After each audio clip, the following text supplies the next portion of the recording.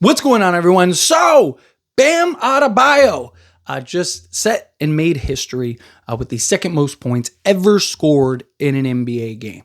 He officially surpassed Kobe Bryant for 81 points, and he scored 83 points, which, again, is the second most in NBA history. In 42 minutes, he dropped 82 points, 9 rebounds, 3 assists, went 20 of 43 from the field, 7 of 22 from three-point range, and then 35 of 42 from the free throw line, 2 blocks, 2 steals, 5 turnovers, 3 personal fouls, and was a plus 20 in a blowout win against the Washington Wizards with 150 points. I want to start by saying, credit where credit is due. Bam Adebayo, 83 points. I don't care how many free throws. I don't care what you do. I don't care if you take 81 free throws, right? Like, the fact that he was able to get 83 is an accomplishment in and of itself and deserves reward, deserves applause. That's something that's going to go in the history books. Now, where I don't think it's truly comparable to Kobe's is there was a lot of gimmicks in him getting to 83. Again, credit where credit is due. Bam Adebayo, excellent, 83 points, but yeah, there were big differences there were some similarities between Kobe's 81 and Bam Adebayo's 83. Similar minutes, 42 minutes. 3 points made.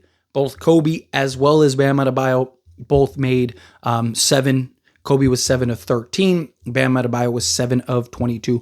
But Kobe's was much more efficient, and there wasn't the gimmicks involved, right? Like, once Bam got to 74 range, you saw Miami started to foul, because the Wizards were in the bonus, so they started to foul to get Wizards to the line to stop the clock. So Bam, they basically kind of gimmicked their way to 83 points.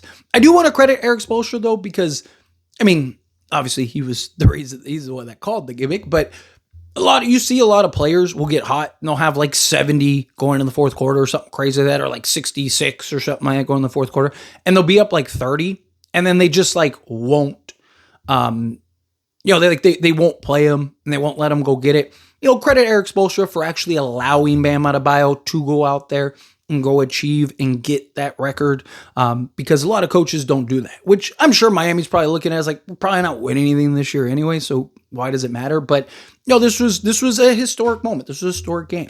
But again, you look at some of the similarities, right? With Kobe Bryant, he was 28 of 46 from the field, so he shot 61% from the floor. So again, much more efficient than Bam Adebayo was, who was 20 of 43. So again, Kobe got a lot fewer free throw attempts. Kobe Bryant from three-point range, as I mentioned, was 7 of 13, shot 54%, where Bam Adebayo was 7 of 22 from three-point range. Free throws, that's where the big kind of discrepancy is, and that's where the basketball purists will point to, is Kobe Bryant was 18 of 20 from the free throw line, so 90%. Bam Adebayo, it took double the three-point attempts. He ended up being 35 of 42 from the free throw line, like I mentioned. So 17 more makes. So 17 more points came from the free throw line than from 3 or 2 or anything like that. And then, like I said, he took 22 more free throw attempts. Again, don't want to try to discredit him, but again, Kobe was, Phil was go get it.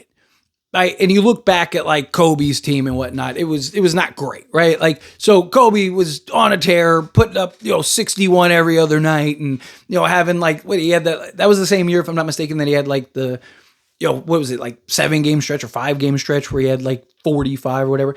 Man, look, I don't want my Laker biased or my Kobe bias. I'm trying to put that aside and just look at the numbers, look at the facts. And again, Bam Adebayo would have went and got 83 on insane efficiency. He started off really hot. Then you saw him start to kind of shot chuck, which again, I don't mind. You're trying to get the record. You might as well go get it, go shoot it.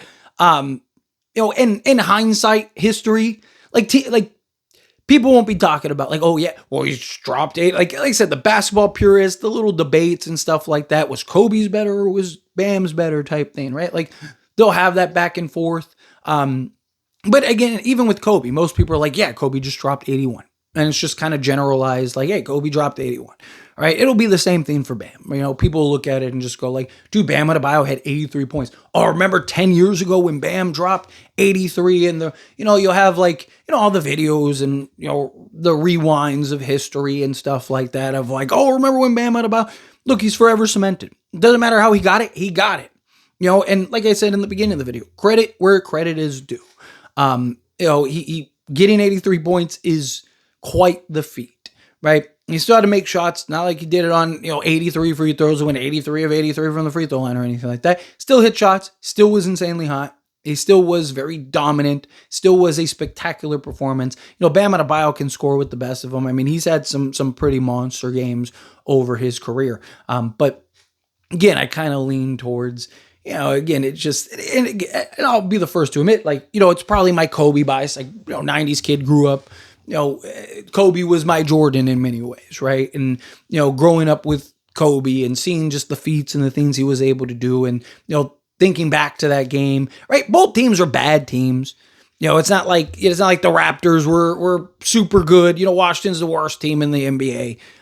It's not like, the Toronto Raptors were much better. It's not like Toronto was this, super stellar team that was a top 5 defense or anything like that in basketball. They were at the time 14-27.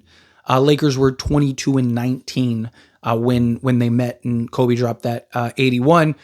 Kobe had 81 of 122 points. So again, scored and accounted for a lot more of the point total, where Miami dropped 150. So basically, like 60, what is it, 55%, 60% of that, where Kobe's was like, 70% or whatever, off the top of my head. But again, incredible feat. The fact that he was able to do this is again, salute worthy, applaud worthy. You tip your hat to him and just say, man, what a great feat, what a great moment, what a great night. Again, being able, I mean, for a lot of us, we that grew up and were old enough to remember that Kobe 81, the fact that we were able to live through a Kobe 81 and now a Bam Adebayo 83, the basketball fan in me is just like, dude, this is beautiful, right? Like, I love it, but Kobe's was better, right? I don't think there's any debate. Read the numbers. Kobe's was better. But anyway, as always, this is a discussion. I pass a question to you. Let me know your thoughts and opinions down in the comments. That being said, if you haven't liked this video, hit that like button. Helps me out. Helps me enjoy these types of videos. I truly appreciate it. Not subscribe channel, hit that subscribe button. Turn on the bell notifications. Appreciate y'all. See you in the next one. Thank you.